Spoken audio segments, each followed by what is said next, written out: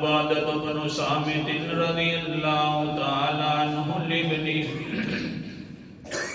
بیٹے کو کہتے ہیں پکڑتے ہیں، یا بنیا انک لن تجد طعم حقیقت الایمان، بیٹا صاحب جی ایمان کی لذت اگر چکھنی ہے تو یہ بات سن لے، ورنہ ایمان کی کبھی لذت نہیں چکھ سکے گا۔ کمال ہے، ایمان کی لذت چکھنی ہے بیٹا تو میری بات خیال سے سن، اس سبق کو صحیح طریقے سے یاد کر لے۔ بس جس وقت جہاں بھی ہوگا جدھر بھی ہوگا مزے سے رہے گا، ایمان تیرا بڑا لذت والا رہے گا، ایمان کے اندر بڑی چاشنی ہوئے گی، ایمان کے اندر اللہ تعالیٰ کی طرف سے بڑی محبت ہوئے گی۔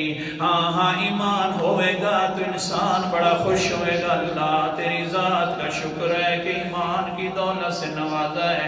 دل کے اندر ایمان بڑی ٹھاٹھیں مار رہا ہوگا، لا تجد طعم حقیقت الایمان، بیٹا صاحب جی ایمان کی لذت چکھنی ہے، جی بابا صاحب ضرور چکھنی ہے۔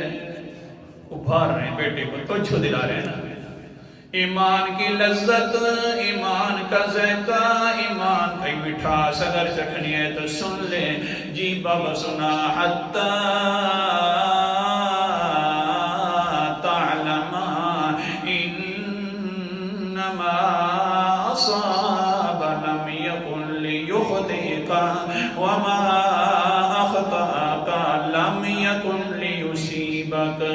دھیان کرنا بیٹا، بس لذت ایمان کی اسی مسئلے کے اندر موجود ہے کہ انسان تدبیریں کرتا رہے، چلاتا رہے، تدبیریں جتنی کر لے مرضی ہے، فیصلہ اللہ اپنی مرضی سے کرے گا۔ اللہ اکبر کبیر، تدبیریں انسان کی، فیصلے رحمان کے، جتنی تدبیریں کرتا رہے میرا بیٹا دھیان کر، ہاں جو مرضی ہے کام کرتا رہے، یہ نہ سمجھنا کہ میں نے تدبیر کر دی ہے تو اب یہ میں کام ضرور کر بیٹھوں گا، نا، بلکہ اوپر والا فیصلہ کرے گا تو وہ کام ہوگا۔